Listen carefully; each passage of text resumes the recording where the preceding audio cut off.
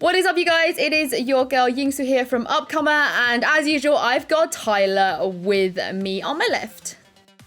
Yeah, I finished tier 3 subbing to tens, our grand leader going into Iceland. So don't mind me too. Don't mind me. Just watching a future champion at work.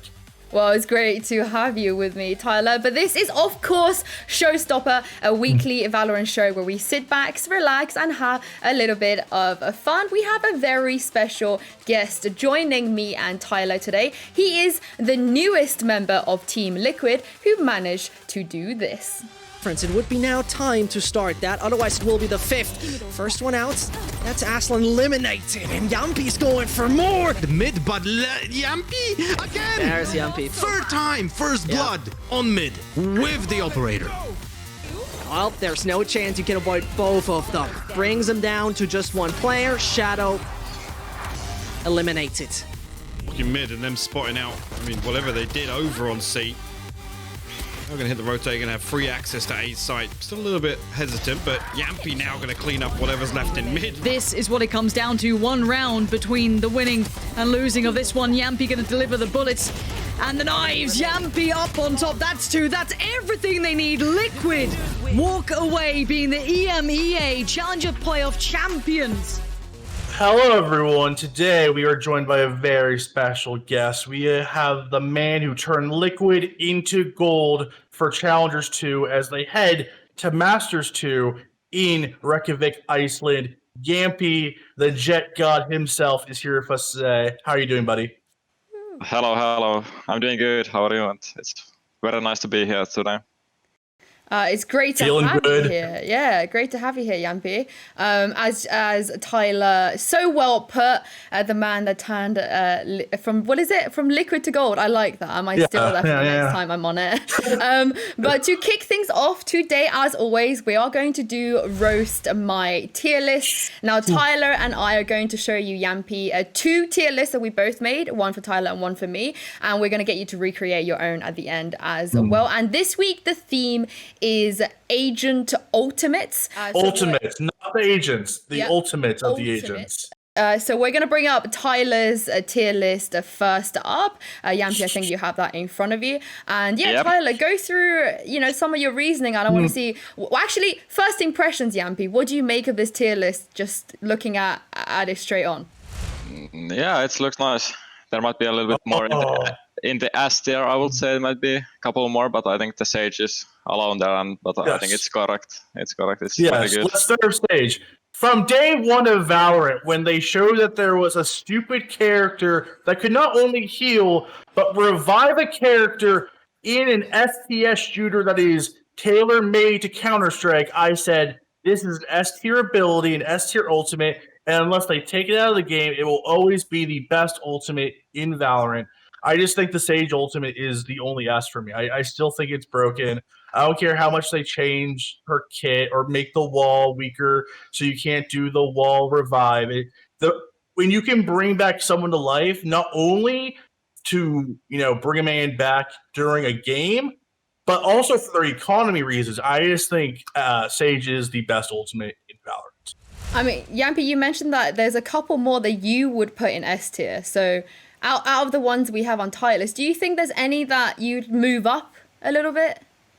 I mean, I would move Phoenix also. It's kind of the same as like a Sage. If you put it, example for Scream, he's probably the best player in EU, and he basically have 2 lives when going to the site. So he can just rush with his first life, and then he basically comes back with his second life. So like it said, run it back. So I think like Phoenix ult is also unbelievable. I was very close to putting Phoenix in. I'm North American, so pretty much Phoenix is in almost every single game. Every single game becomes an orb hunting trip for the Phoenix. So that was my high A. I have in the order of how I would rank them. So I put Phoenix very high A, almost S. Wait, is there anything in here you definitely disagree with? Like, would you move something down way below or something way up that I have? I think the Yuri ult should be at least on B. I think it's like you can get, at least for now, when you can pick up the bomb and pick up guns. So when you have eco, so you can just basically get the bomb with his ult. So I would put it at least on B. maybe even A. Oh, even A. But can okay. we? But let's look at the D tier though. Can we agree the Reyna ult's like? No one's ever been. No one's ever been like, oh no, they got the Reyna ult. Everyone, watch out! Like the D tier. It's such a useless ultimate. It doesn't matter for me, in my opinion. Yeah, it's not like usually when like let's say enemy team has ult, you like say your teammates watch out. They have example Phoenix or Breach or whatever ult, but I don't think we have ever said. Even though Reyna is not even much played anymore, but yeah, the ult is not good in my opinion also. I remember even Scream was like, I'm not really a big fan of this ult, even though he's like at one point the best Reyna player. But my question here is, I'm looking at your list, Tyler, and you said that left to right is kind of your order, right? So like Phoenix is your top A. Jamppi, what do you make of the fact that he's put Killjoy at the bottom of A? So like A kind of straddling B. I don't know about that. Yeah, I would say it's like a second or third best at least. I think it's much better than Yet ult at least. I mean, depends on the player, but you know, with Yet ult you can basically sometimes win a round by your own. But with Killjoy ult you just get so much map control, and basically you can even get to like one side with it. But yeah, I think Killjoy is like up there with the best. Yeah, I mean, my only opinion on Killjoy is that as maps, I think Valorant maps are only going to get bigger. I think seeing Breeze and how that seems like that's going to be the next generation of maps. I think as maps get bigger, Killjoy's ultimate might be less restrictive and less important than very small compact maps like a Split. So I still think she's A. I still think she's very strong, but I can see where you would like in the current map structure. I definitely can see she's high A on the current maps. But I do believe as maps get bigger, sites become much wider. As we saw with Freeze, her ultimate might become a lot of a just auto win or auto retake. Like, I feel like it might move down a bit. So that's my only opinion on Killjoy. Yeah, and also I would, if I can add, I will put the Viper ult at least for now on the S or A tier. It's super good. You can just basically lock out one site or like one just position by your own with the Viper ult, and if they try to come there, they're 1 HP after that. So I think at least for now the Viper ult should be on A or S tier even. Well, let's talk about the Viper ult and Killjoy as well, because if you move on to the second list, which is my list, is a little bit different to Tyler's, and I know there's like a couple things there that's probably, it might annoy you, Jamppi, but let me explain myself. So Jet, I put it in B because it's so dependent on which person is using it. Yeah. Like you can have like yourself or Scream, Durka, for example, in Europe, who can just literally like go crazy with her ult. But then like if I'm using the Jet ultimate, it probably would be like D tier for me. So that's why I put it there for B. But Jamppi, I've put Killjoy as S. So I don't know if I've overshot it there, but what do you think? Yeah, I think like at least for the Yet, I think it's correct one. It's like really dependent on the player, and yeah, and I agree with that. Like Killjoy, I think it's like high A or in the S tier. It's super good, even though it's like kind of easy to counter with Brimstone or even Sova, so you can just explode it. But I still think it's very useful in some situations. Yeah. What about my Cypher? I mean, I just think the Cypher ultimate is useless, but I don't know how you feel, Jamppi.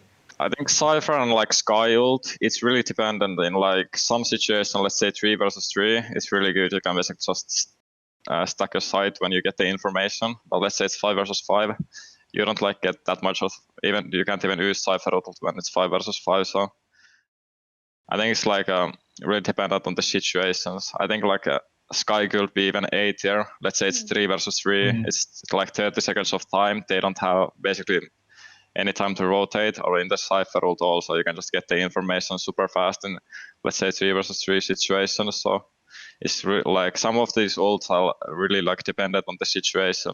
Like some situations they can be D tier or S tier. Yeah, well said there. Well, with that in mind, let's create yours, Jamppi. So we can we can have it as the official one, because me and Tyler have both done ours. So should we start at the bottom first? Like, what do you think is a D tier ult? Yeah, I would put the Reyna there for sure. Yep. I don't know if there's other ults, then yeah, Reyna. I think it's gonna be in the D. Yeah. For sure. Solo D, no other Ds other than Reyna? No, I don't think so. Okay, right. Yeah, let's she move on to sucks. C. Terrible, terrible, stupid old. Should be F if we had F on this list. Yeah, that is true. Let's move on to C. What would be in your C? The C, I'd say, I don't know, maybe Astra. I can see it's like on the, yeah, maybe I would put Astra in there. Yeah, I don't think anything else. Maybe. Ooh. Astra is like, yeah, I don't think it's that useful. Some situations it can be really good, but if you have a lot of flashes, let's say Sky, you can just pop through it, and yeah, I don't think it's that much useful. Cool. Let's move on to B. I feel like you're gonna have a lot in B and A. Yeah, that's for sure. It's like a, yeah, in B I'll put, yeah, definitely Omen. The Yuri also, Omen, Yuri, Raze even. I mean, Raze is kind of OP though. Yeah. Omen, Jet, Raze, Yuri. Yeah, that's it. Okay. On the B. Cool. Let's move on to A. Yeah, then A is the, actually Cypher. I forgot Cypher in B. Cypher in B. Okay. Did I say Cypher? No, I didn't actually. No. Yeah. No, you didn't. Cypher in B. On the A, I will put Sky, Sova, Breach, Brimstone. So the rest in S? As Phoenix, Viper. Actually, I changed my mind. I put the Killjoy on A also. And then in the S there, I will put the Sage, Phoenix, and Viper. Dang. You have a lot of S tiers. I think Tyler only has Sage. Yeah. I only have Sage, but I actually do agree that like Viper's so integral to the meta right now, especially on Icebox, and just how, like, if you don't have a proper Viper on Icebox or some of these maps and who can't control, it sometimes when her ult just comes out, it's kind of just a save round, even if it's a 4v5. So yeah, I actually do agree. Like, in this current meta, I definitely can see why you could put Viper as us. Yeah, I think like at least right now, it's super useful. Well, that's Jamppi's tier list. I feel like we shared some similarities there, so I don't feel too bad. You should have seen the tier list we did with Scream. He completely roasted me into another dimension. So we will move on to the next segment. We're going to play a little game of this or that. So Jamppi, Tyler and I are going to give you two options for every question, and you have to basically choose which option you'd like to go for and give us a little reason behind your choice. So we're gonna start to kick this off straight away with the first question, which is which team for you personally was more challenging and difficult to play against, FPX or Fnatic? Fnatic for sure. I think just the way they play and the individuals they have, I think just no disrespect to FPX, not at all, but I just think like the overall and all around, I think it's like the Fnatic is much harder to play, at least against us. And yeah. All right, my turn. Would you rather play every solo queue game with 150 ping, or play every solo queue game with 0 teammates that communicate through a microphone? The other one, for no communication with good ping. Ooh. That's for sure. That's a Jet player right there. That's a Jet player. That's a Jet player summarized right there. I don't care what my teammates say. If I have good ping, I'm on Jet. I got my knives. Leave me alone. I'll carry you. Easy clap. I mean, I can see Jamppi doing that in solo queue 100%. Moving on to the next one. Which team would you have liked to have seen at Iceland? So 2 teams are missed out on Iceland that you would have liked to see play at Masters. Vision Strikers or 100 Thieves? That's a hard one, actually. Probably the Vision Strikers, just because I didn't like watch their games that too much, and just by the hearing that they won like 100 maps or whatever it was straight, so I would have just loved to see like really how can they compete against like EU and NA and Brazil best for sure. The team that did make it from South Korea though, New Turn, their captain is 33 years old. How do you feel about that? He's been playing. professional Counter-Strike for over a decade. No, I think it's like super good. It's like, not sure if it's correct wording, but it like gives hope for, at least like for myself, so I can basically play 15 more years if I want. I'm still young, but I think the more we play and the more like we get experience, like the age gap is just going higher and higher. Let's say 5 years ago, players were retiring when they were 29, 30. So it's, in my opinion, it's good to see that player like above 30 years old is still competing in a high level. Okay, let's talk a bit about the weapons. What's the more satisfying weapon to use? The sheriff or the judge? I know what he's gonna say. Judge for sure. Yeah, a jet play. It's super OP right now. I think it's too OP, and yeah, it also like when I play against shots, it annoys me so much when this, because you can just jump and it's fully accurate, and if you are close range, it's one shot and you can just jump around the corner and kill someone. So it's completely broken right now. I mean, I've seen you probably tilt like a lot of players with your judge play. It's literally insane. I apologize everyone for that. Yeah. We are going to move on to we'll make this the last one before we move on to the interviews. So the Viper meta, are you a hell yeah or get me out of this meta? For a team wise, hell yeah. We have a really good Viper player, but if I just like had to pick, I think it's no. I think like the more we play it, and let's say in 3 to 4 months, I think it's gonna be boring. I think just like right now, there's a lot of new stuff with the Viper, and at least when we are playing really good, we have Cryptix, which is like really good Viper player. But just in general of the future of the game, I don't think it's like it's a no for me.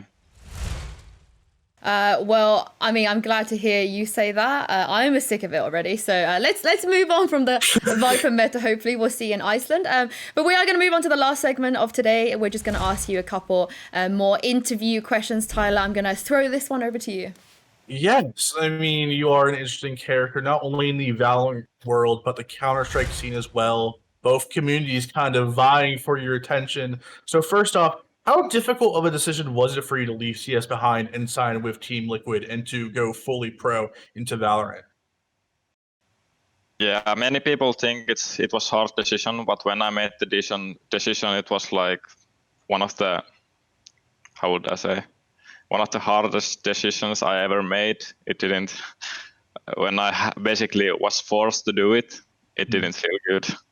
Like the next week, I would say, was tough times because all of the memories and stuff just went basically off. But yeah, I'm glad that I got the opportunity now in Valorant to represent such an organization, so it's good. I think, I mean, I have to ask you because obviously we saw the great news recently that you were unbanned from those Valve major events. I know I saw you tweet, you must feel really relieved about that. But also I'm sure you've noticed that a lot of people are kind of questioning your future and what you would like to do in terms of Valorant and CSGO. So do you plan to stay in Valorant long term, or maybe do you see in the future you would go back to CS now you can play majors? Obviously, I cannot predict the future what I'm doing, but at least for now, I'm 100% committed to Valorant. I want to win like everything I am currently playing, and I'm not thinking about CS at all. So I'm fully committed to this, and hopefully we can win Iceland and many more tournaments. When you're talking about kind of the CS scene and the Valorant scene, I think one thing that I've heard about from a lot of players who I've talked to in North America, I don't know if the same sentiment in Europe, is that they love Counter-Strike, they love the game. A lot of them will even say flat out, like, I prefer Counter-Strike over Valorant still, even as pros a year later. They have more faith in Riot Games as a long-term solution when it comes to being a pro player, while looking at League of Legends, where nowadays, a decade in, you have players making salaries over $1 million, $2 million, $3 million. So is the kind of how I believe I would say the consensus is the Valorant devs have been so active and so open and so forthright with kind of everything they do. Has that kind of really helped shape your optimism about going full on into the Valorant scene? I don't know. Maybe the Valorant is more safe option at least for right now, because I don't know. But I think at least for me, I don't know how the other players feel when they change. But at least for me, it's just the passion and the will to win everything. That's what drives me. I don't really care about how much I get money or it's just the will to win and show me what I'm capable of. I'm so glad to hear that. I mean, I'm selfish, so I like to have you in Valorant for as long as possible. Maybe we'll see you, 33 years old, going to Champions. Yeah, wow. Yeah, why not? But obviously, looking ahead to Masters, we've been talking about kind of the online era, which is almost ironic because Valorant has only had an online era, at least in Europe. But you're going to be playing at a LAN. And now, from your experience, how different do you think that is? Do you feel like maybe some teams will actually be a lot better at LANs, and maybe some of the top teams might struggle there as well? I think it goes both ways. At least myself, I feel much comfortable in LAN because I knew everyone has the same conditions, and just the feeling in LAN is just the preparation and everything, because you realize you're in a situation where everyone else is, and just the hype and everything is in LAN is more, a lot different than online. But yeah, I think some teams might struggle and some teams might even play better, but I think with our experience in the team and stuff, so I think we're gonna do very well in the LAN. And final question from us. Kind of the thing that I think everyone, including me and Yinsu, are most excited about. In a few weeks' time, you are going to be traveling to Reykjavik, Iceland. Brazilians, North Americans, Southeast Asians, everyone is coming for this first major international event. Which team or which players are you personally most excited to play against in Iceland? I'm excited to play every region, but if I could choose, maybe I would prefer to play Sentinels in final. They are the best team in NA, and we are currently ranked 1 in EU, so I think that's would be nice. But it's basically every region's best teams right now representing their region, so every region is good. So I'm really excited for the LAN and the results there were. Perfect. Tyler's going to be so happy that you said that because I feel so good. Yeah, feels so good too. Feels so good. I mean, you feel good now, but you're not going to feel good when Jamppi is spanking tens into another dimension. So we'll wait for that. But thank you so much for your time, Jamppi. It's great to chat to you, and thank you for your tier list as well. If you guys at home enjoyed this episode, make sure to drop it a like, and Tyler and I will see you guys next week. Thank you.